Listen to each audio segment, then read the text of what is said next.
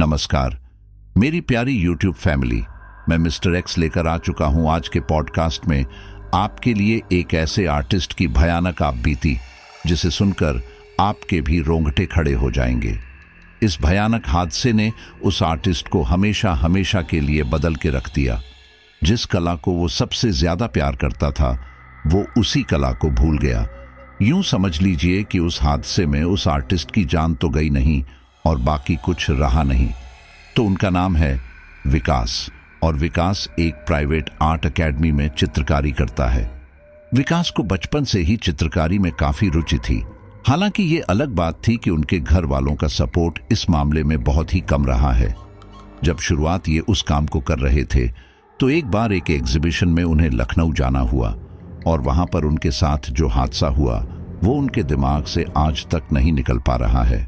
तो मैं चाहता हूं कि उस आपबीती को विकास के पर्सपेक्टिव से ही सुने तो ज्यादा बेहतर रहेगा। लेकिन उनकी आपबीती को शुरू करें उससे पहले मैं आपको कहना चाहूंगा कि आप में से काफी साथी ऐसे हैं जो स्टोरी सुन रहे हैं लेकिन इस फैमिली के मेंबर नहीं बने हैं। तो चैनल को सब्सक्राइब करके इस संख्या को 1 लाख तक पहुंचाने की कोशिश कीजिए और सभी साथी एक बार अपना प्यारा सा कमेंट तो जरूर कर दें। तो चलिए शुरू करते हैं। मेरा नाम विकास है। मैं दिल्ली में रहता हूं लेकिन मैं मूल रूप से बिहार से हूं। दिल्ली में मेरी खुद की एक प्राइवेट आर्ट एकेडमी है और मैं हर उम्र के लोगों को चित्रकारी सिखाता हूं। पेंसिल से लेकर रंगों का ज्ञान देता हूं। मुझे रंगों से बचपन से ही प्यार था लेकिन मेरी जिंदगी में एक वक्त ऐसा आया था जब मैं अपनी कला से ही दूर हो गया था। लेकिन अब सब कुछ ठीक है। ये लगभग 20-22 साल पहले की बात है जब मैं 23 वर्ष का था। उस समय मैं अपनी पढ़ाई भी कर रहा था और साथ ही एक कपड़े की दुकान पर काम किया करता था। मैं एक मध्यम वर्ग के परिवार से ताल्लुक रखता था, इसलिए घर चलाने के लिए और अपने खर्च को पूरा करने के लिए मुझे जॉब करनी पड़ती थी। लेकिन इन सब से हटके मुझे कला में बहुत रुचि थी। मैं छोटे से गांव के सरकारी स्कूल में पढ़ा था। वहां पर आर्ट वगैरह के लिए इतनी सुविधा नहीं थी, इसलिए मुझे पटना जाकर पढ़ना पड़ा। इसी बीच मुझे पता चला कि लखनऊ में एक आर्ट एग्जीबिशन होने वाली है। वहां पर काफी बड़े बड़े लोग भी आते हैं जो आपकी कला की कदर करते हैं। आपको वहां काफी कुछ नया देखने को मिलता है। साथ ही आपकी बनाई हुई पेंटिंग्स अच्छी खासे दामों पर बिक भी जाती हैं। मैंने इस बारे में अपने घर पर बात की और लखनऊ जाने की इच्छा जताई, जिस पर घर वालों ने मुझे मना भी किया था। पिताजी ने कहा, लखनऊ यहाँ नहीं रखा, ट्रेन का किराया भी अच्छा खासा है, सिर पर जवान बहन बैठी है और तुम्हें घूमने की पड़ी है। घर वालों को मेरा लखनऊ जाना पसंद नहीं आ रहा था और वो भी आर्ट एग्जीबिशन के लिए तो बिल्कुल भी नहीं। मुझे शुरू से ही घर वालों से कला के लिए सहयोग नहीं मिला था, लेकिन मैं हार मानने वालों में से नहीं था। मैं भी अपने घर परिवार से लड़कर लखनऊ के लिए निकल गया। यहाँ मेरा साथ दिया मेरे दोस्त अभिषेक ने। उसके पिताजी बिजली विभाग में काम करते थे और अच्छा खासा कमाते थे। खुद अभिषेक भी पैसों की तंगी से दूर था। उसने लखनऊ जाने में मेरी काफी मदद की। जून का महीना था, भीषण गर्मी पड़ रही थी। ऐसे में ट्रेन का सफर और भी भारी पड़ने वाला था। ऊपर से हम लोग चालू टिकट से गए थे, जिसमें हमें भारी मात्रा में भीड़ का सामना करना पड़ा। कभी कभी तो लगता है कि घर वाले सही कह रहे थे। इतनी भीड़ में अपनी पेंटिंग्स को संभाल के रखना मेरे लिए काफी मुश्किल भरा काम था। हम लोग सुबह की ट्रेन से निकले थे और लगभग 9 से 10 घंटे में लखनऊ पहुंच गए थे। इतना लंबा सफर मैंने पहली बार किया था, या फिर यूं कह लें कि इससे पहले कभी मैं अपने क्षेत्र से बाहर निकला ही नहीं था। मेरे लिए वह पहला अनुभव था। हम लोग स्टेशन से उतरे और हमने महारानी राजवती महाविद्यालय का पता पूछा, क्योंकि एग्जीबिशन वहीं लगनी थी। हमने एक रिक्शा किया और उसने हमें उस महाविद्यालय पर पहुंचा दिया। जब हम वहां पहुंचे तो हमने देखा कि वो महाविद्यालय वीरान से एरिया में है। वहां आसपास जंगल ही जंगल है। लगभग 4 से 5 किलोमीटर तक उस महाविद्यालय के आसपास कुछ भी नहीं था। सड़क पर आने जाने वाले वाहन भी काफी कम थे। वहां जाकर देखा तो हमसे पहले भी काफी सारे लोग आए हुए हैं। एग्जीबिशन अभी शुरू नहीं हुई थी। उसे शुरू होने में अभी 2 दिन बाकी थे। लेकिन लोगों का आना शुरू हो चुका था। बाहर से आए हुए लोगों का भी वहां अच्छा खासा इंतजाम था। महाविद्यालय के पीछे ही एक पुराना होटल था जहां पर कुछ कलाकारों के रुकने का इंतजाम था और कुछ के रुकने का इंतजाम महाविद्यालय में ही था। खाना पीना सब उन्हीं की तरफ से था, लेकिन जिस दिन से प्रदर्शनी शुरू होती उस दिन से, और वो भी निर्धारित समय पर होता था, मुझे और अभिषेक को महाविद्यालय में ही दूसरी मंजिल पर एक कमरा मिल गया था। उसमें हमारे साथ एक सज्जन और थे जिनका नाम महेश शुक्ला था। वह उम्र में मुझसे बड़े थे और थोड़े अकड़ू भी थे। कमरे में पहुंचकर मैंने अपनी सारी पेंटिंग संभाल कर रख दी और फिर कुछ देर आराम फरमाया। हम लोग काफी थके हुए थे, इसलिए हम उस रात बिना खाना खा ही सो गए। अगले दिन सुबह उठे, नहाए धोए और फिर नाश्ता करने के लिए बाहर चले गए। 2 दिन हमने इधर उधर घूमने में ही काट दिए। इस बीच और भी लोग महाविद्यालय में आ रहे थे, लेकिन प्रदर्शनी शुरू होने से एक दिन पहले महाविद्यालय में जगह नहीं बची थी। अब जो लोग देर से आए थे उनके लिए पीछे वाले होटल में रुकने का इंतजाम था। उसके लिए महाविद्यालय के पीछे से एक शॉर्टकट रास्ता जाता था जो कि एक छोटी सी नदी को पार करके था। उस नदी पर एक पुल बना हुआ था जो काफी जर्जर था, लेकिन वह एक सीधा और छोटा रास्ता था, इसलिए अधिकतर कलाकारों ने उधर की तरफ से जाना ही बेहतर समझा। रास्ता थोड़ा जंगल भरा था। क्योंकि मेरी जिंदगी की ये पहली प्रदर्शनी थी, इसलिए मैं काफी ज्यादा उत्सुक था। आखिरकार वह पहला दिन भी आता है जब मेरे हाथ की बनाई हुई पेंटिंग लोगों के सामने पेश की जा रही थी। जब मैंने वहां अन्य लोगों की पेंटिंग देखी तो मैं हक्का बक्का रह गया, क्योंकि सच में हमारे भारत में बहुत उम्दा कलाकार मौजूद है। कभी कभी तो मुझे मेरी पेंटिंग काफी फीकी मालूम होती थी, लेकिन फिर भी मेरे अंदर एक आत्मविश्वास था जिसके साथ मैं अपनी पेंटिंग को लेकर खड़ा था। अभिषेक भी मेरे साथ था। महाविद्यालय के मेन हॉल में पूरी सजावट के साथ सभी की पेंटिंग रखी हुई थी। मेरे बराबर में एक लड़की खड़ी थी। उसकी पेंटिंग भी बहुत उम्दा थी। उसने एक लड़की के चेहरे की तस्वीर बनाई थी जिसमें उस लड़की के आंख से आंसू निकल रहा था और उस आंसू में पूरे एक बंजर गांव का चित्रण था। बहुत ही आकर्षित करने वाली पेंटिंग थी। न केवल पेंटिंग बल्कि वो लड़की खुद जिसने वो पेंटिंग बनाई थी वो भी बहुत आकर्षित थी। उसका रंग सांवला था, लेकिन उसे तीखे नैन नक्श मुझे उसे देखने पर बार बार मजबूर कर देते थे। अब उम्र भी ऐसी ही थी। मेरे बार बार देखने पर वो लड़की खुद मुझसे बोली, आपकी पेंटिंग काफी अच्छी है। मैंने कहा, धन्यवाद। आपकी पेंटिंग का भी जवाब नहीं है। एक आंसू में आपने इतना सब कुछ दिखा दिया। वो लड़की मुस्कुराई और उसने अपना नाम बताया। मेरा नाम कविता है। आपका नाम? मैंने भी मुस्कुराते हुए कहा, विकास। कविता बोली, ओह अच्छा है, अपने नाम की तरह आप भी खूब विकास करेंगे। कविता की इस बात पर मैं और अभिषेक हंस दिए। इसके बाद कविता अपने बारे और भी बातें बताने लगी, जैसे वो कहाँ रहती है, उसके घर में कौन कौन है, वगैरह वगैरह। धीरे धीरे लोग भी आना शुरू हो चुके थे। लोग आते और मेरी पेंटिंग्स की तारीफ करते। उस दिन 3 लोगों को पेंटिंग बहुत पसंद आई और उन्होंने वो पेंटिंग खरीदी। रात 11 बजे तक लोगों का आना जाना लगा रहा। उसके बाद सभी लोग अपनी अपनी पेंटिंग रखने लगे। सबको एक बड़ा बक्सा ताले चाबी के साथ दिया गया ताकि जाने से पहले सभी लोग अपनी पेंटिंग उस बक्से में रखकर अपने अपने कमरे में जा सके। 11 बजे के बाद हमने भी अपनी पेंटिंग समेट दी और सोने के लिए ऊपर वाली मंजिल पर चले गए। मैं सीढ़ियों पर खड़ा कविता का इंतजार कर रहा था। अभिषेक मुझसे बोला, यहां क्यों खड़ा है, सोना नहीं है? मैंने कहा, तू चल, मैं अभी आता हूं। अभिषेक कहता है, अच्छा समझ गया, उस लड़की का इंतजार कर रहा है, देखना चाहता है कि वह कौन से रूम में रुकी है। अरे तुम लोग इतनी बातें कर रहे थे, तुमने उसके रुकने का ठिकाना भी नहीं पूछा।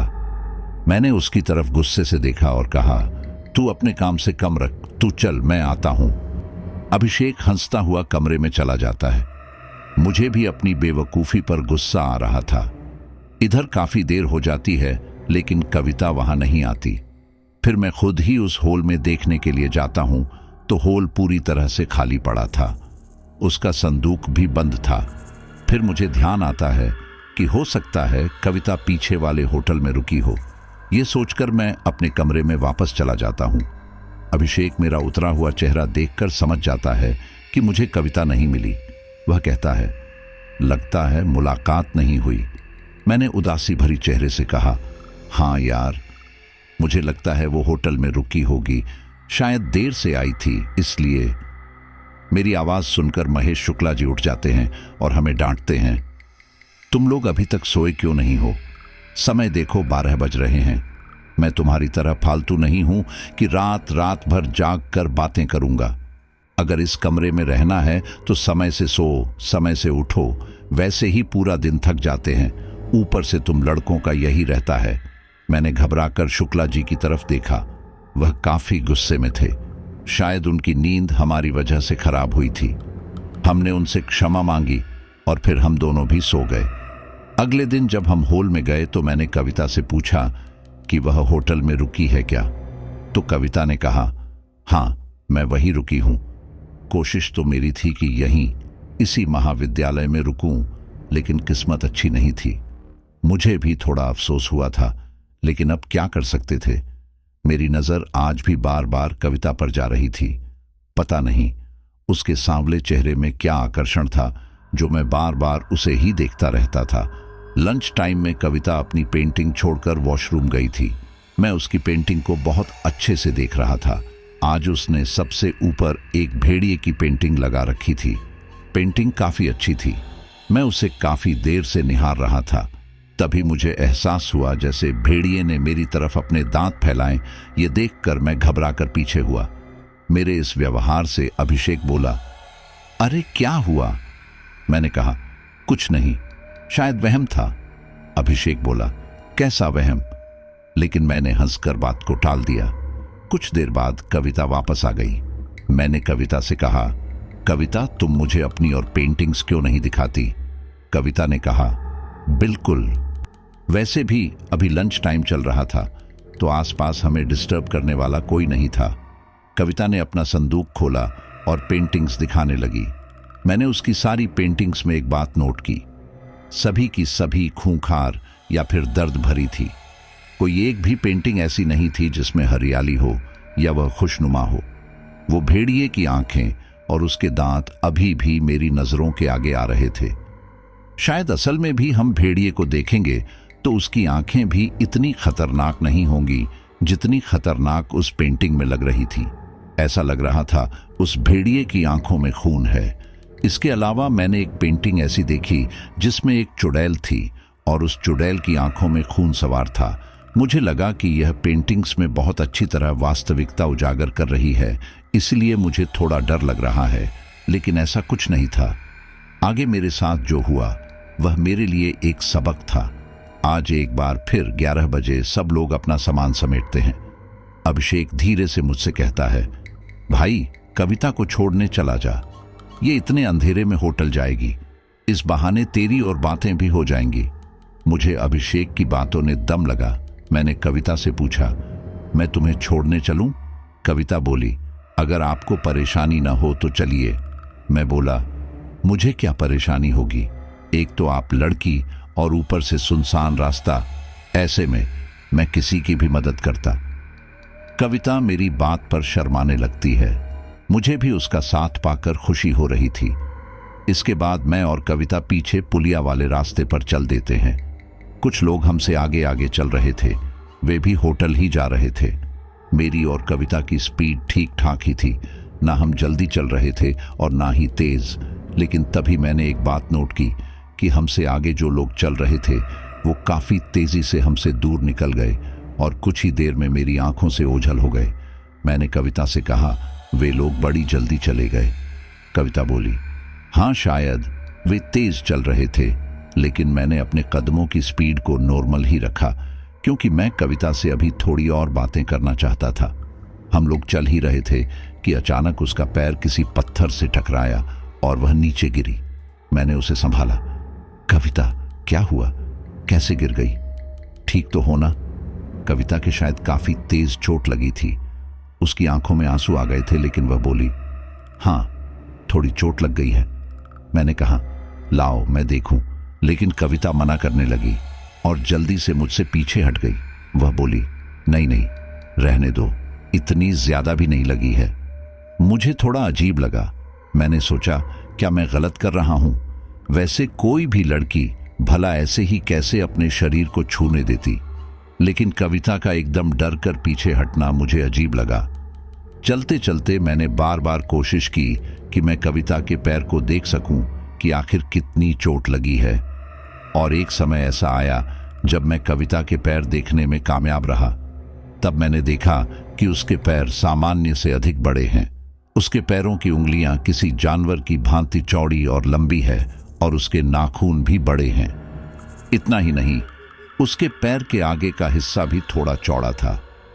मुझे थोड़ा अजीब लगा और मन में एक डर भी पैदा हुआ। आसपास कोई नहीं था। रात के लगभग 11:30 हो रहे थे। होटल पहुंचने में अभी भी 10 मिनट बाकी थे।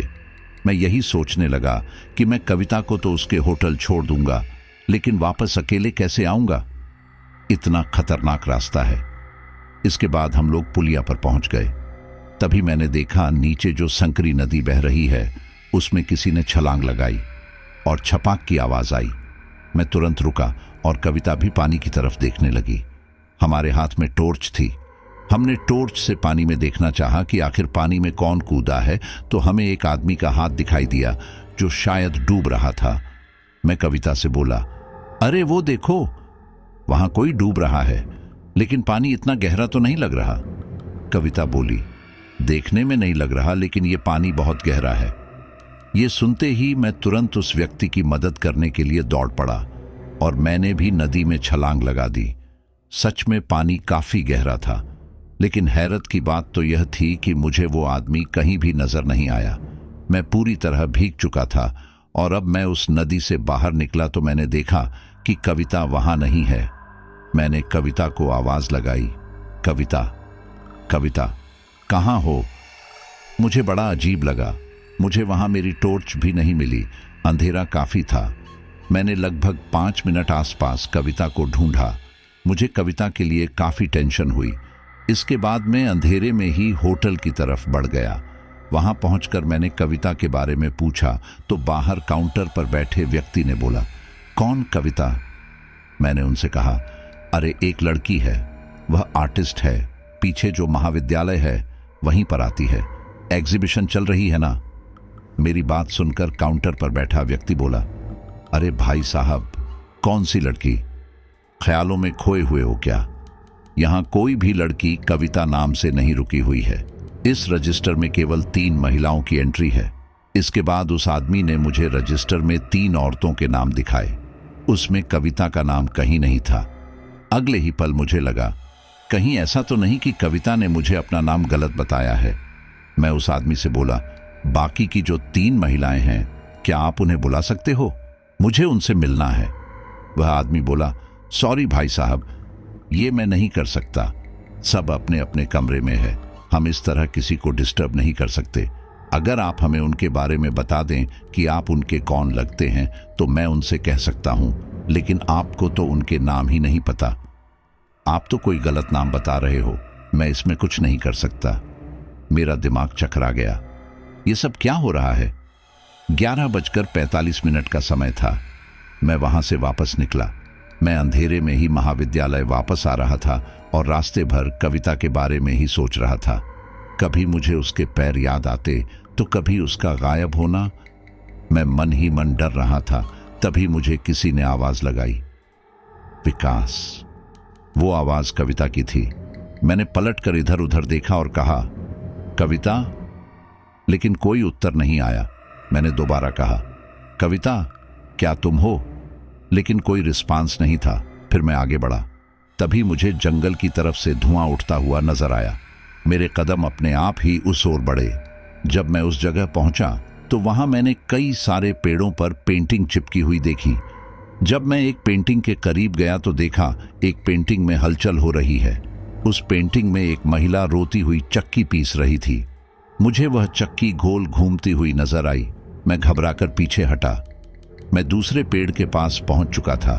मैंने दूसरी पेंटिंग में देखा एक आदमी के हाथ में तलवार है और जमीन पर एक लड़की लेटी है और वह आदमी तलवार ताने खड़ा है। वो लड़की रो रही है। तब मैंने उस लड़की के आंसू बहते हुए देखे। यह सब मेरा वहम नहीं हो सकता था, इसीलिए मैं वहां से भागने लगा। एक अन्य पेंटिंग में एक खूंखार बड़ी बिल्ली चूहे का शिकार कर रही है, जिसमें चूहा रो रहा है और बिल्ली की आंखें पूरी तरह से हरी हैं। मैं तुरंत वहां से भागा। भागते भागते अचानक मेरे सामने वही आदमी आ गया जिसे कुछ देर पहले मैंने पेंटिंग में देखा था, जिसके हाथ में तलवार थी। अब वह आदमी मेरे सामने तलवार ली खड़ा था। उसके चेहरे पर गुस्सा था। मैंने घबराते हुए पूछा, कौन हो तुम? वह गुस्से से मेरी तरफ बढ़ा और बोला, तेरी मौत। उसके हाथ की तलवार की धार बहुत तेज थी और दूर से ही चमक रही थी। मैं उल्टे पांव भागा तो अचानक मेरे सामने एक बुढ़िया अपने हाथ में चक्की का पत्थर लिए खड़ी थी और गुस्से से मेरी तरफ देख रही है। ऐसा लग रहा था जैसे वह पत्थर मेरे ऊपर मार देगी। मैं अब वहां से भी भागा। फिर मुझे एक बड़ी बिल्ली दिखाई दी, बिल्कुल शेर जैसी। वह वही पेंटिंग वाली बिल्ली थी। उसका रंग काला था। वह मेरे ऊपर झपट्टी और मेरे मुंह को नोचने लगी। मैंने बड़ी मुश्किल से खुद को छुड़ाया और आगे की तरफ जाने लगा। भागते भागते मैंने पुलियां पार कर ली थी और महाविद्यालय कुछ ही दूरी पर था। लेकिन तभी मैंने देखा कि नदी का जितना भी पानी है वह अपने आप ऊपर उठा और उसने एक आकृति बनाई, एक विशाल भयंकर किसी शैतान के जैसे आकृति। उसे देखकर मैं बुरी तरह कंपाने लगा। मेरे पांव ही नहीं चले। मैं वहीं जम सा गया और देखते ही देखते वो सारा पानी मेरे ऊपर गिर गया और फिर मुझे कुछ भी याद नहीं। जब मुझे होश आया तो मैं अपने आप को महाविद्यालय के कमरे में पाया। मेरे पास अभिषेक बैठा था और शुक्ला जी भी अपने बिस्तर पर बैठे थे। जैसे ही मैं उठकर बैठा, अभिषेक का ध्यान मेरे ऊपर आया। वह बोला, अरे तुझे होश आ गया? क्या हो गया था तुझे? कैसे बेहोश हो गया था? मैं अपने आप को जिंदा पाकर बहुत खुश था, क्योंकि कल रात जो मेरे साथ हुआ था, मुझे लगा था अब मैं मर चुका हूं। एक पल के लिए मैं शांत रहा और सब कुछ याद करने की कोशिश करने लगा, लेकिन काफी कुछ धुंधला था। मैंने अभिषेक से कहा, मुझे पानी चाहिए। अभिषेक ने तुरंत मुझे पानी दिया।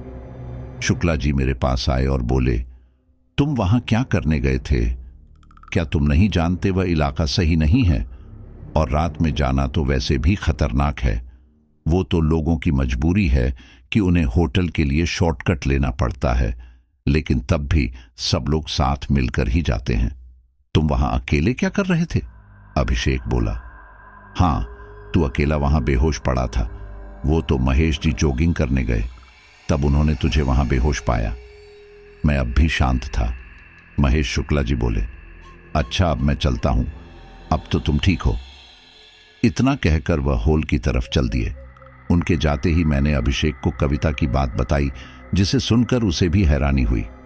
उसे यकीन ही नहीं हो रहा था कि कविता नाम की कोई लड़की यहां है ही नहीं। अभिषेक मुझसे बोला, तू मान या मत मान, कविता ने अपना नाम गलत बताया है। आज हम उससे पूछेंगे उसने ऐसा क्यों किया। किसी के दिल से खेलना अच्छी बात नहीं होती है। अभिषेक गुस्से में था। मैंने उससे कहा, यार छोड़, आज वह आएगी, उससे कुछ मत कहना, उसे अपनी गलती का एहसास खुद हो जाएगा। फिर अभिषेक ने मुझे चाय नाश्ता दिया और हम लोग भी हॉल में चले गए। हमें देर हो चुकी थी। वहां जाकर देखा तो कविता वहां थी ही नहीं और ना ही उसका स्टॉल था। अभिषेक हैरानी से बोला, अरे ये लड़की आज नहीं आई। मैंने भी अपनी गर्दन इधर उधर घुमाई, लेकिन कविता मुझे नहीं दिखी। मैं अपनी जगह पर चला गया और पेंटिंग सेट करने लगा। अभिषेक भी मेरी मदद करा था। मैंने अपने बराबर वाले आदमी, जो कल तक कविता का पड़ोसी था, उससे पूछा, भाई यहां जो हमारे बीच में एक लड़की खड़ी थी, वो आज आई थी क्या? वो आदमी बोला, कौन लड़की? मैंने कहा, एक लड़की थी ना, सांवले से रंग की। वो आदमी बोला, नहीं तो भाई, यहां आपके और मेरे बीच कोई नहीं था, न लड़का न लड़की। ये सुनकर मेरे पैरों तले जमीन खिसक गई। अभिषेक, जो पेंटिंग सेट करवाने में मेरी मदद कर रहा था, उसके हाथ भी रुक गए। उसने डरी सहमी आंखों से मेरी ओर देखा। मैं तो खुद कंफ्यूज था। फिर मैं अपना काम करने लगा। मेरी आंखें पूरा दिन कविता को ढूंढती रही, लेकिन उसका कुछ पता नहीं था। रात होते ही हम लोगों ने अपने स्टॉल बंद किए और कमरों में लेटने के लिए चले गए। मेरा ध्यान अब भी कविता पर ही था। तभी मुझे ऐसा एहसास हुआ जैसे नीचे होल में काफी चहल हो रही है। बहुत सारे लोगों के चलने की आवाजें आ रही थीं। मुझे वैसे भी नींद नहीं आ रही थी, इसीलिए मैं और नीचे होल की तरफ चल दिया। रात के समय होल के बाहर ताला लगा दिया जाता है, लेकिन जब मैं वहां पहुंचा तो ताला तो दूर की बात, हल्का सा गेट खुला हुआ था। मैंने सोचा शायद कोई गार्ड वगैरह अंदर गया होगा, इसीलिए मैं भी अंदर गया। अंदर अंधेरा था। फिर मैंने होल के दोनों गेट खोल दिए ताकि बाहर की रोशनी अंदर जा सके। मैंने खुद से कहा, यहां तो कोई नहीं है, फिर वो आवाज कहां से आ रही थी? मैं वापस आने के लिए पलटा ही था कि मुझे किसी के सिसकियों की आवाज आने लगी, जैसे कोई रो रहा हो। मैंने फिर होल में नजर घुमाई तो मुझे मेरे स्टॉल के बराबर में एक लड़की नजर आई। मैं धीरे धीरे उसकी तरफ बढ़ा। जब मैंने उसे और करीब से देखा तो वो मुझे कविता ही लगी। मैंने पूछा, कविता? वो लड़की एक पेंटिंग स्टैंड की तरफ मुंह करके खड़ी थी। मैंने दोबारा कहा, कविता, क्या तुम हो? उसने तुरंत मुझे मुड़कर देखा। उसका भयानक चेहरा देखकर मुझे धक्का लगा। वो कविता ही थी, लेकिन उसके चेहरे को क्या हुआ था मैं समझ नहीं पाया। मैं अपने कदम पीछे करने लगा। उसका मुंह सांवले रंग से सफेद हो चुका था। आंखों में एक तेज चमक थी, जैसे किसी बिल्ली की आंखें अंधेरे में चमकती हैं। मैंने घबराकर पूछा, कविता, क्या हुआ तुम्हें? इतने में ही एक पेंटिंग स्टैंड गिरा, जिसने मेरा ध्यान अपनी तरफ खींचा। जैसे ही मैं वापस कविता की तरफ पलटा, वो वहां नहीं थी। जाने से पहले सभी लोग अपनी पेंटिंग बक्से में रख देते थे, लेकिन उस दिन सारे पेंटिंग स्टैंड पर अलग अलग पेंटिंग लगी हुई थी और सब में वही दर्दनाक दुख भरी पेंटिंग थी। मुझे समझते हुए देर नहीं लगी कि यह सब कविता की बनाई हुई पेंटिंग है। कमरे में अंधेरा था, लेकिन सभी पेंटिंग चमक रही थी। मैं खुद एक स्टैंड के आगे खड़ा था कि तभी मुझे अपनी कमर पर गर्मी का एहसास हुआ। जैसे ही मैंने पीछे पलट कर देखा तो उस पेंटिंग में आग जल रही थी। मैं जल्दी से वहां से हटा और देखा कि धीरे धीरे सभी पेंटिंग्स में आग लगती जा रही है। अब मैं वहां से भागा, लेकिन होल का दरवाजा अपने आप बंद हो गया। मैंने दरवाजे को बुरी तरह पीटा। दरवाजा खोलो, कोई है क्या? अरे दरवाजा खोलो, बाहर कोई है क्या? क्या मेरी आवाज किसी को आ रही है? लेकिन शायद बाहर कोई भी नहीं था, या फिर मेरी आवाज बाहर जा ही नहीं रही थी। कमरे में उस आग से काफी रोशनी हो चुकी थी। मैं वहीं दरवाजे पर खड़ा रहा, शायद कोई दरवाजा खोल दे। दरवाजा तो किसी ने नहीं खोला, लेकिन आग लगी हुई पेंटिंग स्टैंड हवा में उड़ते हुए धीरे धीरे मेरी तरफ आ रहे थे। मैं चाहकर भी अपनी जगह से हिल नहीं पा रहा था। आखिर जाता भी कहां? दरवाजा तो बंद था। मैं चीख कर बोला, कौन है यहां? कौन है? मुझे क्यों परेशान कर रहे हो? तभी कविता हंसी और बोली, डर लग रहा है। मैंने डरते हुए कहा, हां, तुम कौन हो और क्यों मेरे पीछे पड़ी हो? कविता बोली, मैं कविता हूं, जिस पर तुम्हारा दिल आ गया था। मैंने घबराते हुए कहा, नहीं तो मेरा दिल तुम पर क्यों आता? कविता बोली, अच्छा सच कह रहे हो? मैंने कहा, हां, मैं भला झूठ क्यों बोलूंगा। मेरा दिल तुम पर क्यों आता? तुम मेरे साथ की लड़की थी, बस इसीलिए तुमसे थोड़ी बातें कर ली और तुम्हें लगा कि मैं तुम्हें दिल दे बैठा। तुम्हारा दिमाग तो ठीक है। तेज गुस्से के साथ कविता की आवाज आई, मुझे बेवकूफ मत समझो, मैं तुम्हें समझ चुकी हूं, अब मैं तुम्हें नहीं छोड़ूंगी। कविता की भयानक आवाज सुनकर मेरा दिल जोरों से धड़का। मैंने पूछा, लेकिन मेरी गलती क्या है और तुम हो कौन? तभी एक पेंटिंग स्टैंड मेरे मुंह के पास आकर रुक गया। उन पेंटिंग में जो आग जल रही थी, धीरे धीरे वह आग बुझ गई और बाकी के सारे स्टैंड भी अपनी जगह पर रुक गए। जैसे जैसे वह आग शांत हुई, उस पर कविता का चेहरा बनने लगा। यह बिल्कुल वैसा ही था जैसे मैंने कल तक कविता को देखा था। सांवला सा, आकर्षित करने वाला चेहरा। उस तस्वीर में भी कविता की आंख से पानी निकल रहा था। मैंने पूछा, तुम कहां हो? मेरे सामने क्यों नहीं आती? तब उस तस्वीर से आवाज आई, मैं तो तुम्हारे सामने आई थी, तुम ही मेरा चेहरा देखकर डर गए। मैं शांत खड़ा रहा। वह तस्वीर अभी भी मेरे सामने ही थी। धीरे धीरे उस तस्वीर से खून निकलने लगा। यह देखकर मेरा दिल और जोर जोर से धड़कने लगा। अब मेरे मन में तो एक ही जवाब था। उस समय ना तो मैं कविता को पसंद करता था और ना ही उसकी पेंटिंग को। इतना सब कुछ होने के बाद आखिर कोई कैसे उसकी खून भरी पेंटिंग को पसंद करता? और कविता की सच्चाई जानने के बाद तो मुझे उससे डर लग रहा था। हाँ, वो बात अलग है कि मैं कविता की तरफ आकर्षित हो रहा था, लेकिन समय चलते मुझे उसकी असलियत का पता चल चुका था कि वह एक लड़की नहीं बल्कि भूत है। मैंने कोई जवाब नहीं दिया। मैंने कहा, प्लीज कविता, मुझे जाने दो। देखो, मैं बहुत ही गरीब परिवार से हूं। वहां मेरे मम्मी पापा मेरा इंतजार कर रहे होंगे। कविता एक बार फिर हंसी और बोली, मेरा भी परिवार था, मैं भी उनकी इकलौती बेटी थी, लेकिन मेरे साथ क्या किया गया? क्या मेरे बारे में सोचा गया? मैंने कहा, क्या हुआ था तुम्हारे साथ? किसने क्या किया? कुछ देर के लिए उस हॉल में शांति छा गई। एक झटके में ही सारे स्टैंड अपनी अपनी जगह पर लग गए। ये देखकर मैं एक बार फिर घबरा गया। मैंने कसकर हॉल का दरवाजा पकड़ लिया, यही सोच के दरवाजा खुलेगा तो एकदम बाहर भाग जाऊंगा।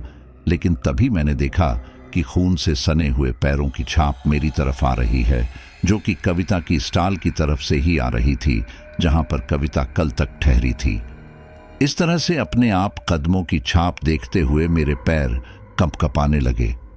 मैं खौफ भरी आंखों से उन छाप को देख रहा था, लेकिन मुझसे 3-4 कदम की दूरी पर ही वह छाप रुक गए।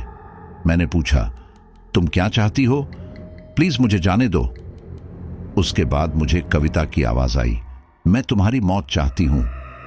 मैंने फिर एक बार झुंझलाकर कहा, अरे मैंने तुम्हारा क्या बिगाड़ा है? मुझे क्यों मारना चाहती हो? वह बोली, तुम जैसे कलाकार ही हम जैसे छोटे कलाकारों की कदर नहीं करते और हमें ऊपर नहीं उठने देते। उसका अंजाम यह होता है कि हम जिंदगी में हार जाते हैं। मैंने पूछा, किसने तुम्हारी कदर नहीं की? वह बोली, अतुल। उसने न केवल 4 लोगों के बीच मेरी बेइज्जती की, बल्कि मेरी सारी मेहनत पर पानी भी फेर दिया। आज उसकी वजह से तुम भी मारे जाओगे। मैंने कहा, लेकिन मैं किसी अतुल को नहीं जानता, तो तुम मुझे क्यों मार रही हो? वह बोली, तुम नहीं जानते, लेकिन वो भी एक पेंटर था और तुम भी एक पेंटर हो। तुम्हारी गलती यह है कि तुमने मेरे स्टॉल पर अपने स्टॉल लगाया। उसने भी मेरी जगह लेने की कोशिश की थी। मैं भी एक अच्छी आर्टिस्ट थी, हर कला में एक मैसेज छोड़ती थी जो समाज को प्रेरित करता था। मैं यहाँ पहली बार आई थी। आज से 3 साल पहले जब प्रदर्शनी का आरंभ हुआ था, तब मैं यहाँ अपनी कुछ पेंटिंग्स लेकर आई थी, लेकिन मैं बहुत सीधी थी और मेरे सीधेपन का फायदा उठाया उस अतुल ने। उसने मेरे बराबर में ही अपनी स्टॉल लगाई थी। उसने मुझसे तुम्हारी ही तरह बातचीत करनी शुरू कर दी थी। मुझे लगा कि वह मेरी तरफ आकर्षित है। मैं भी उसकी तरफ आकर्षित होने लगी, लेकिन मैं नहीं जानती थी कि उसकी नज़र मुझ पर नहीं, मेरी पेंटिंग्स पर है। तब भी 5 दिन की प्रदर्शनी लगी थी और उसने दूसरे दिन मौका पाकर मेरी सारी पेंटिंग्स चुरा ली। मैं पेंटिंग के नीचे जो अपना नाम लिखती थी, उसने उसे भी किसी आर्ट में बदल दिया और अपना नाम लिख दिया। जब मैं अगले दिन अपने स्टैंड पर अपनी पेंटिंग्स लगा रही थी, तब मुझे मेरी पेंटिंग्स मिली ही नहीं। मैंने वहां देखा कि सब अतुल की पेंटिंग है और उस पर मेरा नाम नहीं लिखा हुआ है।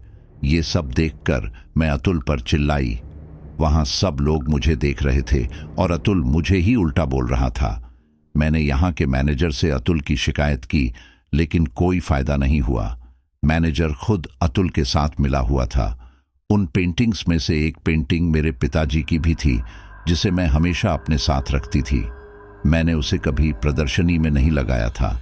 वह मेरे लिए एक शुभ पेंटिंग के समान थी, इसलिए मैं अपनी पेंटिंग्स में उसे जरूर रखती थी, लेकिन अतुल ने वो भी चुरा ली।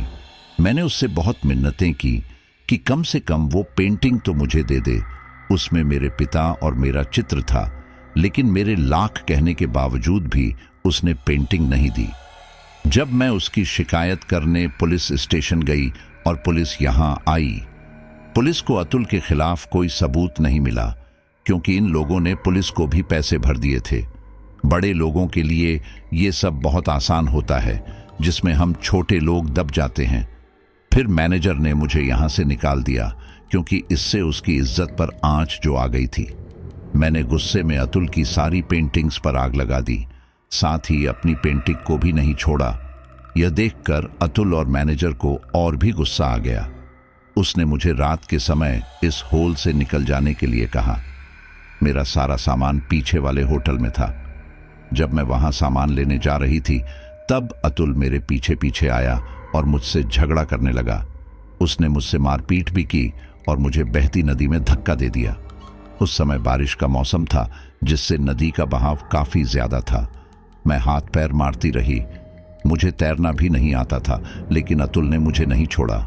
मैंने कहा, तो क्या मेरी गलती सिर्फ इतनी है कि मैंने तुम्हारी जगह पर अपनी पेंटिंग्स लगा दी? वह बोली, हाँ, सिर्फ इतनी नहीं, तुम मेरी तरफ आकर्षित हुए क्योंकि तुम भी अतुल की ही तरह हो। तुम्हें भी मैं नहीं, मेरी पेंटिंग्स अच्छी लगी होगी। मैंने कविता को सफाई दी और कहा, नहीं कविता, ऐसा नहीं है। तुम चाहे अभिषेक से पूछ लेना। मैं तुम्हारी पेंटिंग्स का लालच नहीं रखता था। भला मैं लालच कब तक रखता? अगर मैं वो पेंटिंग चुरा लेता तो मेरे कितने दिन काम आ जाती। जो हुनर तुम्हारे अंदर है वह तो मेरे अंदर नहीं आ सकता था ना। मैं तुम्हारी पेंटिंग चुरा लेता, लेकिन तुम्हारा हुनर तो नहीं चुरा पाता। और मुझे तुम सच में बहुत आकर्षक लगी थी। मेरा तुम्हारी पेंटिंग से कोई लेना देना नहीं है, इसलिए प्लीज मुझे जाने दो, मुझे माफ कर दो। अगर मुझे पहले पता होता कि वह जगह तुम्हारी है और तुम्हारे साथ यह सब हुआ है, तो मैं कभी भी उस जगह पर खड़ा नहीं होता। लेकिन एक बात बताओ, हर साल यहाँ प्रदर्शनी लगती है।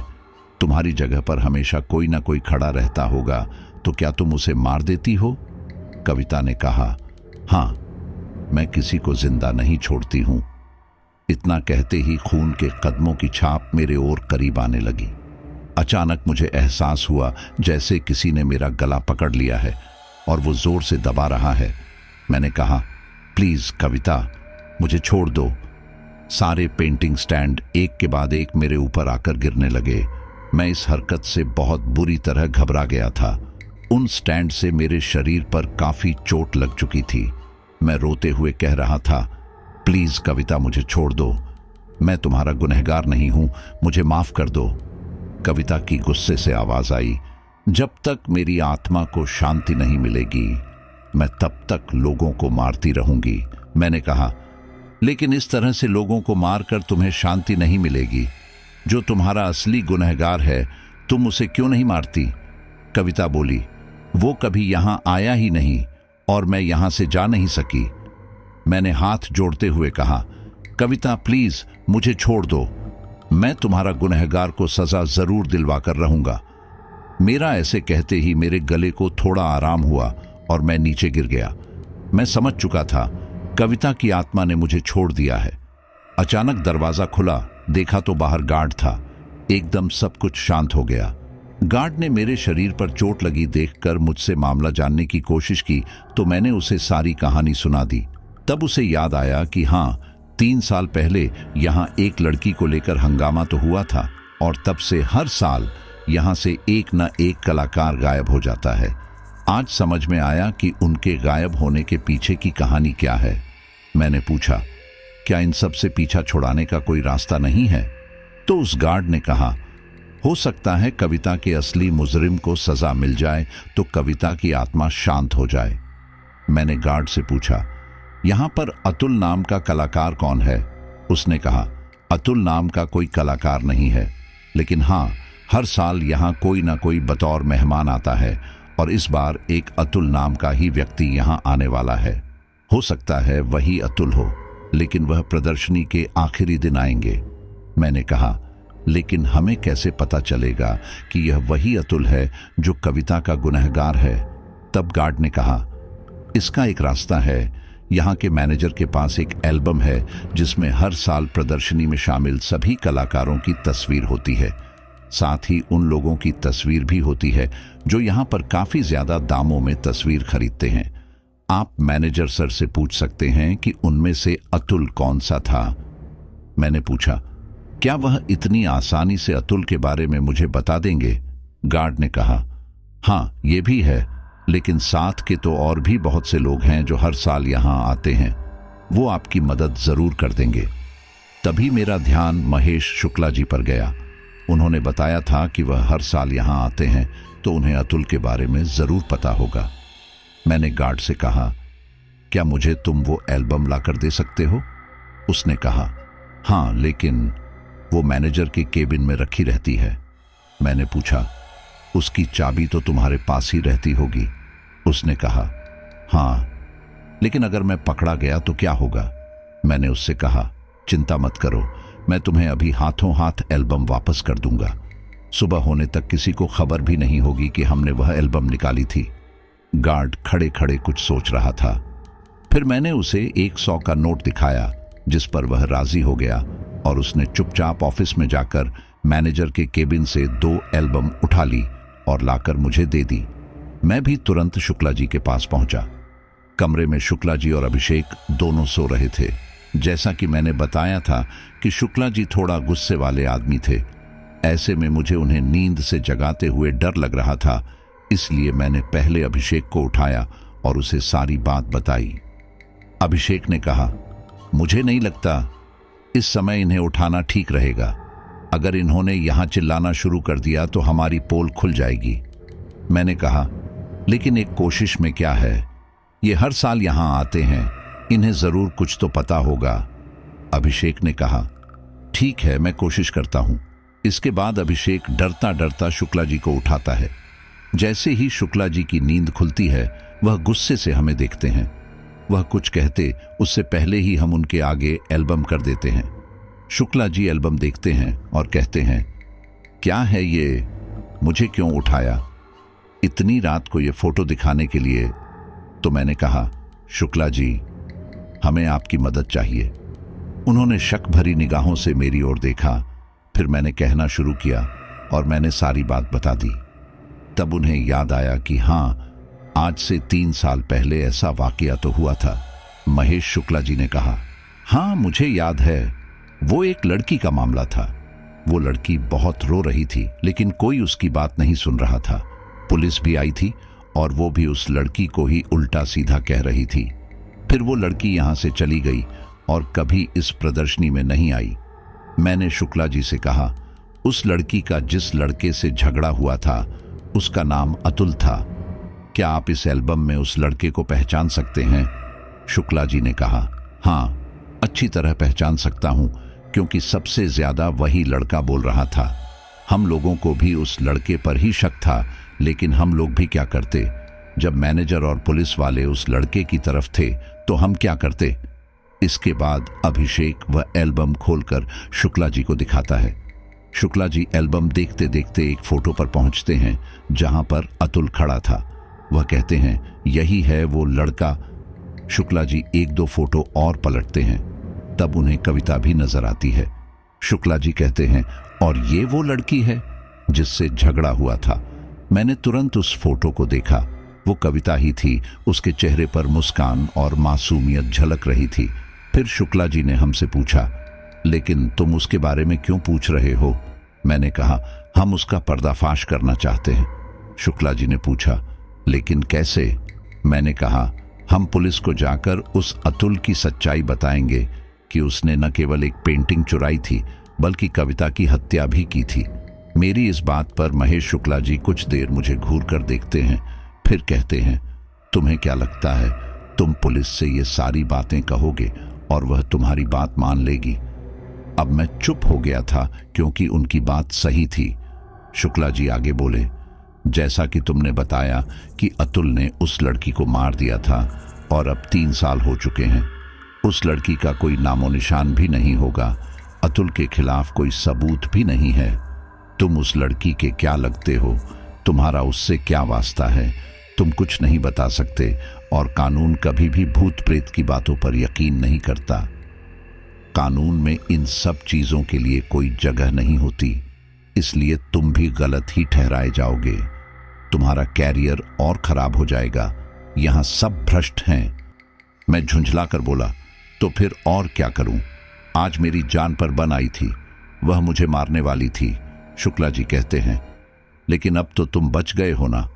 1-2 दिन की बात और है, उसके बाद प्रदर्शनी खत्म हो जाएगी। मैंने गुस्से में कहा, लेकिन यह तो गलत है ना। कोई बड़ा आदमी किसी लाचार व्यक्ति के साथ ऐसा कर सकता है। वह लड़की अकेली थी, उसकी मजबूरी का फायदा उठाया गया। उसके साथ गलत हुआ है, हमें कुछ तो करना ही होगा, वरना इस तरह मौत का सिलसिला हमेशा जारी रहेगा। भले ही इस बार वो मुझे नहीं मार पाई, लेकिन अगले साल यहां प्रदर्शनी फिर लगेगी। वह फिर किसी न किसी को अपना शिकार बनाएगी।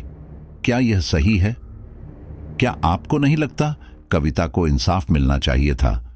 शुक्ला जी कहते हैं, तुम्हारी बात ठीक है, लेकिन तुम बताओ, क्या इससे उसे इंसाफ मिल जाएगा?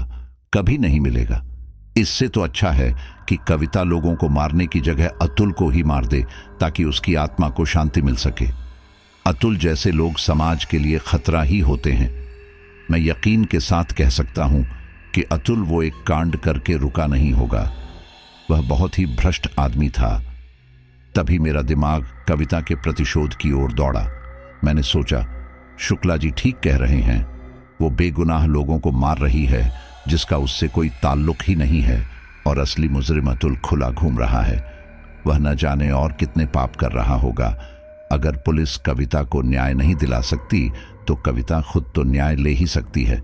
और वैसे भी मैंने कविता से कहा था कि मैं उसे इंसाफ दिलाऊंगा, उसकी मदद करूंगा। मैंने कहा, आपकी बात बिल्कुल सही है शुक्ला जी। अच्छा यही रहेगा कि कविता खुद अतुल से अपना बदला ले। हो सकता है भगवान ने इसलिए उसकी आत्मा को अभी भी बेचैन रखा, ताकि वह अपना बदला पूरा कर सके, अपने गुनहगार को सजा दे सके। अभिषेक ने हैरानी से कहा, यह क्या बात कर रहा है तू? क्या तू अतुल को कविता के हाथों मरवाना चाहता है? मैंने कहा, मैं नहीं चाहता, वो खुद मारना चाहती है। अभिषेक ने कहा, लेकिन यह तो गलत है ना? तभी शुक्ला जी ने कहा, नहीं, यह गलत नहीं है। विकास ठीक ही कह रहा है। हो सकता है अतुल को मारकर कविता की आत्मा को शांति मिल जाए। अतुल ही उसका असली मुजरिम है। हो सकता है उसे मारने के बाद हर साल जो लोग यहां से गायब होते हैं वो खत्म हो जाए। मैंने चुपचाप कविता की तस्वीर निकाल ली और वह एल्बम वापस गार्ड को दे दी। मुझे भी कविता के लिए बुरा लग रहा था, आखिर उसके साथ इतना गलत जो हुआ था। 2 दिन बाद अतुल महाविद्यालय आने वाला था। वह आखिरी दिन था और बहुत बड़ी पार्टी रखी गई थी। इधर प्रदर्शनी का समापन हो रहा था, उधर अतुल एक चीफ गेस्ट के तौर पर इस प्रदर्शनी में शामिल हुआ था। जब अतुल हम सभी कलाकारों के स्टॉल पर आकर हमें प्रोत्साहित कर रहा था, तब मैंने उसकी आंखों में आज भी वो दरिंदगी देखी थी जो 3 साल पहले उसने कविता के साथ की थी। मैं कविता के दर्द को महसूस कर सकता था, इसलिए नहीं कि मैं उसे पसंद करता था, बल्कि इसीलिए कि मैं भी एक इंसान था। मैं भी एक गरीब परिवार से था। मुझे भी कला और मेहनत की कदर थी। मैंने उस रात के लिए पहले ही प्लान कर लिया था कि जब सब लोग हॉल से अपने अपने कमरे में चले जाएंगे, तब मैं किसी भी तरह अतुल को हॉल में अकेला छोड़ दूंगा, क्योंकि कविता की आत्मा आज भी यहां भटक रही थी। अतुल के रुकने का सारा इंतजाम होटल में था। जब ये बात मुझे पता चली तो मैं उदास हो गया। मुझे लगा मेरी हार हो गई है। सभी लोग लगभग अपने अपने कमरों में चले गए थे। जो लोग होटल में रुके थे वे भी चले गए थे। अतुल के साथ प्रदर्शनी का मैनेजर और एक अन्य व्यक्ति था। ये लोग भी होटल की तरफ ही जा रहे थे। तभी मैंने एक आखिरी कोशिश की और अतुल से बात करनी चाहिए। मैंने अतुल से कहा, एक्सक्यूज मी सर। अतुल ने मुस्कुराकर मेरी तरफ देखा। मैंने कहा, सर मुझे आपसे एक ज़रूरी काम है, क्या आप अपना थोड़ा समय मुझे दे सकते हैं? अतुल कुछ कहता उससे पहले ही मैनेजर ने कहा, तुम्हें समय का अंदाज़ा भी है, रात के 2 बज रहे हैं। अरे भाई सर, लेटेंगे भी, आराम करेंगे। उन्होंने तो सभी की पेंटिंग्स की तारीफ की थी, अब तुम्हें सर से क्या चाहिए? मैंने अतुल की तरफ देखते हुए कहा, सर मेरे रूम में एक बहुत बड़ी पेंटिंग रखी है जो मैंने खास आपके लिए बनाई थी, आप प्लीज एक बार मेरे साथ चलिए। मैनेजर बोला, अरे भाई तुम्हें समझ नहीं आता है, समय देखो, हम भी लेटेंगे। मैंने मैनेजर से कहा, सर आप होटल तक पहुंचे, मैं खुद अतुल सर को होटल तक छोड़ आऊंगा। आप इनकी फिक्र बिल्कुल मत कीजिए, ये तो हमारे भगवान के समान है। इतने बड़े आर्टिस्ट से मिलने का मौका मिला, यह मेरा बहुत बड़ा सौभाग्य है। लेकिन मेरी एक इच्छा है ना, अगर आप उसे पूरी कर देंगे तो मुझे लगेगा भगवान ने मेरी पुकार सुन ली, यहां आना मेरा सफल हो गया। अतुल अपनी तारीफ सुनकर बहुत खुश होता है और कहता है, अरे संतोष जी, आप चलिए, मैं अतुल के साथ आ जाऊंगा। देख कर तो आऊं अतुल ने मेरे लिए क्या बनाया है। मैनेजर अतुल की बात नहीं टाल सका और वहां से चला गया। अब मैं आगे आगे चल रहा था और अतुल मेरे पीछे था, लेकिन मैं ऊपर जाने की बजाय हॉल में जाने लगा। तभी अतुल ने कहा, तुम कहां ले जा रहे हो? यहां तो हॉल है, कमरे तो ऊपर है ना। मैंने हंसकर कहा, वो संदूक में कुछ और सामान है, मुझे वह देखना है। अतुल सिर हिलाते हुए मेरे साथ अंदर चला गया। मैं जैसे ही अंदर गया, बस मन ही मन कविता को याद करने लगा। मैं कविता को पुकारना चाहता था, लेकिन मुझे डर था कि कहीं कविता का नाम लेने से ये अतुल यहां से भाग न जाए। ये मेरे पास एक अकेला मौका था जब मैं कविता की आत्मा को शांति दिला सकता था। मैं अपने बक्से में लगभग 5 मिनट तक यूं ही पेंटिंग्स को अलटता पटलता रहा। वहां कोई हलचल नहीं हो रही थी। अतुल ने कहा, अरे क्या हुआ भाई? मुझे अब पसीना आ रहा था। मैं लड़खड़ाते कदमों से चलने लगा। अब मैं ये सोचने लगा कि अपने कमरे में ले जाकर अतुल को क्या दिखाऊंगा, क्योंकि मैंने तो उसके लिए कोई पेंटिंग बनाई ही नहीं। मैंने तो उससे झूठ बोला था। अब मैं ज्यादा देर हॉल में भी नहीं रुक सकता था। मैं धीरे धीरे हॉल के गेट की तरफ जा रहा था। मैं गेट तक पहुंचा ही था कि अचानक गेट का दरवाजा बंद हो गया। इससे मैं चौंक गया, मेरे साथ ही अतुल भी। वह बोला, अरे अपने आप दरवाजा कैसे बंद हो गया? फिर मैंने सोचा शायद कविता की आत्मा यहां आ चुकी है। मैं मन ही मन खुश था, लेकिन मुझे डर भी लग रहा था कि कहीं कविता मुझे नुकसान न पहुंचा दे। मैंने अतुल से कहा, पता नहीं क्या हुआ, अपने आप गेट कैसे बंद हो गया? अतुल ने कहा, गार्ड को आवाज लगाओ। मैं ना चाहते हुए भी सिक्योरिटी गार्ड को आवाज देने लगा, लेकिन तभी हॉल के कमरे की लाइट चली गई और सब तरफ अंधेरा हो गया। मैं और अतुल एक दूसरे को देख भी नहीं पा रहे थे। तभी मैंने देखा कि सभी पेंटिंग स्टैंड पर एक बार फिर से धीरे धीरे आग सुलगने लगी। मेरी नजर अतुल पर गई। अतुल वहां नहीं था। मैंने घबराकर आवाज लगाई, सर, अतुल सर। तभी मुझे हॉल की छत से अजीब सी आवाज आई। जब मैंने अपनी नजरें ऊपर की तो देखा अतुल हॉल की छत से चिपका हुआ है और अपने हाथ पैर मार रहा है। उसका मुंह खुला था और वो कुछ कहना चाह रहा है, लेकिन बोल नहीं पा रहा। उसे इस हाल में देखकर मैं बुरी तरह घबरा गया। मैं अब वहां से भाग जाना चाहता था, लेकिन दरवाजा नहीं खुल रहा था। मैं बार बार दरवाजा खोलने की कोशिश कर रहा था। तभी एक धड़ाम की आवाज के साथ अतुल नीचे गिरा। अतुल के काफी ज्यादा चोट आई थी। वो दर्द से कराह रहा था। अतुल ने हकलाते हुए कहा, ये सब क्या हो रहा है? तभी कविता की आवाज आई, भूल गया मुझे। ये आवाज सुनकर अतुल की आंखें धीरे धीरे चौड़ी होने लगी, क्योंकि उसे याद आ गया था ये किसकी आवाज है। वह जल्दी से उठकर बैठा और खड़े होने की कोशिश करने लगा, लेकिन एक बार फिर गिर गया। वह बोला, कविता। फिर माहौल में एक तेज हंसी गूंजी। अतुल मेरे पास आने के लिए फिर से खड़ा हुआ, लेकिन 1-2 कदम चलने के बाद उसे किसी अदृश्य शक्ति ने पीछे की तरफ खींचा और वो हवा में उड़ता हुआ दीवार से जा टकराया। उसके सिर से खून निकलने लगा। उसकी हालत देखकर मैं चिल्लाया, सर। सच कहूं तो अतुल की हालत मुझसे देखी नहीं जा रही थी, लेकिन कविता का गुस्सा भी जायज था। अब मेरे मन में बस यही था कि किसी तरह मैं और अतुल दोनों ही यहां से चल जाएं।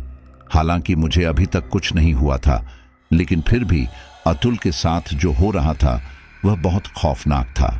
जिस तरह से पिछली रात एक एक करके मेरी ओर सारी पेंटिंग्स बढ़ रही थी, वैसे ही अतुल की तरफ बढ़ने लगे। अतुल बेहोशी की हालत में था। वह बार बार मुझे आवाज लग रहा था। मैं उसकी तरफ जाना चाहता था, लेकिन ऐसा लग रहा था जैसे किसी ने मेरे पैर पकड़ लिए हैं और कोई है जो मुझे उसकी तरफ जाने से रोक रहा है। मैंने कविता को आवाज लगाई, कविता। लेकिन उसने मेरा कोई उत्तर नहीं दिया। मैंने फिर कहा, कविता हमें जाने दो। कविता ने कहा, तूने तो कहा था कि तू मेरी मदद करेगा, अब यहां से क्यों जा रहा है? जब तू इसे लेकर आया है तो मैं अपना बदला पूरा करूंगी। यह सुनकर मैं शांत हो गया, क्योंकि उसकी आवाज में बहुत ज्यादा दर्द था और वैसे भी एक आत्मा से पंगा कोई नहीं ले सकता। मैं शांत खड़ा रहा और अपने पैरों को उठाने की कोशिश करता रहा, लेकिन नाकाम रहा। देखते ही देखते अचानक अतुल की गर्दन झटके से मुड़ी और आग लगी हुई पेंटिंग स्टैंड एक एक करके अतुल के ऊपर गिरने लगे। मैंने कविता से कहा, कविता तुम कहां हो? मुझे तो जाने दो, अब तो मुझे छोड़ दो, मैंने तो तुम्हारी मदद की है, प्लीज मुझे जाने दो। तभी धीरे धीरे दरवाजा खुला और मैं जल्दी से बाहर भागा। मेरे बाहर निकलते ही दरवाजा एक बार फिर अपने आप बंद हो गया। मैंने वह दरवाजा दोबारा खोलने की कोशिश की, लेकिन कोई फायदा नहीं हुआ। मैंने इधर उधर देखा कि क्या यहां पर कोई है। सिक्योरिटी गार्ड गेट के बाहर बैठा हुआ था, उसे तो खबर भी नहीं थी कि होल के अंदर क्या हो रहा है। मैं वहां से चुपचाप अपने कमरे में चला गया। अभिषेक अभी भी जागकर मेरा इंतजार कर रहा था। मैंने उसे अपनी सारी दास्तां सुनाई। उस रात मेरी आंखों से नींद गायब हो चुकी थी। मुझे अगले दिन का इंतजार था कि कल क्या होगा। मैं पूरी रात नहीं सोया। अगली सुबह पूरे महाविद्यालय में यह खबर फैल गई कि होल में अतुल सर मरे पड़े हैं। तुरंत पुलिस को बुलाया गया और जांच पड़ताल की गई, जिससे यह पता चला कि होल में शॉर्ट सर्किट हुआ था, जिस वजह से आग ने पूरे होल को जला दिया। लेकिन मैनेजर, जो मेरी तरफ शक भरी निगाहों से देख रहा था, वह पुलिस वालों से बोला, लेकिन ऐसे अचानक कैसे हो सकता है? और अतुल इस विकास के साथ उसके कमरे में गया था तो होल में कैसे पहुंचा? मैंने अपनी सफाई में कहा, हाँ वो मेरे साथ गए थे, मैंने उन्हें एक पेंटिंग भी दी थी, लेकिन वो बोले कि उन्हें होल में कुछ काम है, इसीलिए वो अकेले ही होल में आए। कुछ देर बाद जब मैं नीचे गया तो मैंने देखा कि होल का गेट तो बंद है। मुझे लगा कि अतुल सर चले गए होंगे। मैंने महाविद्यालय से बाहर निकलकर भी देखा, लेकिन वो नहीं दिखे, तो मुझे लगा कि खुद ही होटल चले गए होंगे। इसीलिए मैं भी वापस अपने कमरे में चला गया। पुलिस वालों ने गवाही के तौर पर अभिषेक और महेश जी से पूछताछ की, तो उन्होंने भी मेरा साथ दिया। वैसे भी पुलिस के पास मेरे खिलाफ कोई सबूत नहीं था। पुलिस के जाने के बाद मैनेजर और कुछ लोग होल में गए, उनमें मैं भी शामिल था। मैनेजर की नज़र कविता की बनाई हुई अधजली पेंटिंग पर पड़ी, जिसे देखकर उनके चेहरे का रंग उड़ गया। वो अपने साथ से बोले, जल्दी यहां से चलो। शायद वे समझ चुके थे कि कविता की आत्मा भटक रही है। शायद अतुल ने कविता की मौत के बारे में मैनेजर को भी बताया हो, क्योंकि वह पेंटिंग्स जिन्हें 3 साल पहले कविता ने खुद ही बर्बाद कर दिया था, वह आज कैसे जिंदा हो सकती है। मैं और अभिषेक तो तभी पटना वापस आ गए थे, फिर मैं कभी वहां नहीं गया, इसीलिए मुझे नहीं पता कि उस मैनेजर का क्या हुआ। लेकिन मैंने उस एल्बम से कविता की फोटो निकाल ली थी, जो आज भी मेरे पास है। सच में वो एक अच्छी चित्रकार थी। उस घटना के बाद से मैंने पेंटिंग करना लगभग छोड़ ही दिया था, क्योंकि मैं जब भी कोई चित्र बनाता था तब मुझे कविता की याद आती थी। उसका चेहरा बार बार मेरे सामने आता था। मैं अपनी पेंटिंग पर ध्यान ही नहीं दे पाता। कभी कभी तो मैं ऐसी पेंटिंग बना देता था जैसे कविता बनाती थी, दर्द भरी, समाज को एक संदेश देती हुई। इस चीज से मैं कभी कभी डर जाता था, क्योंकि ये हुनर मुझ में नहीं था। ऐसा लगता था कि कविता अब भी मेरे पास है। इसीलिए डरकर मैंने काफी सालों तक पेंटिंग करना छोड़ दिया। लेकिन कला के बिना मेरी जिंदगी अधूरी है, इसीलिए मैंने कला को फिर से पकड़ लिया। तो साथियों, ये थी विकास की अपनी आपबीती, जो उन्होंने हमारे साथ शेयर की है, और मुझे पूरा यकीन है कि ये स्टोरी आपको काफी ज्यादा पसंद आई होगी। अगर स्टोरी अच्छी लगी तो अपना एक लाइक तो जरूर कर देना। हालांकि मैं जानता हूं काफी कम लोग ऐसे होते हैं जो आखिर तक स्टोरी को सुन रहे हैं, लेकिन अगर आप हमारे खास मेंबर हैं जो आखिर तक सुन रहे हैं, तो मुझे अभी के अभी कमेंट में बताइए, ताकि अगली स्टोरी में आपका नाम लेने की कोशिश की जा सके। पिछली कुछ स्टोरीज को जिन लोगों ने पूरा सुना है, उन्होंने अपने नाम हमें सजेस्ट किए हैं। वो है चेष्टा लविस्ता और धनुष जयपुर, समीर निषाद बनर्जी यूपी बनारस, आफरीन खान राजस्थान सीकर, पीयूष दिल्ली, प्रधान गोस्वामी वेस्ट बंगाल, अमन कुमार दिल्ली, गुलसिता शेख उड़ीसा, राजश्री बंबई ठाणे, विशाल सिंह सूरत, दीपक कुमार लुधियाना। सभी का बहुत बहुत धन्यवाद। मिलते हैं एक और नई जबरदस्त स्टोरी के साथ।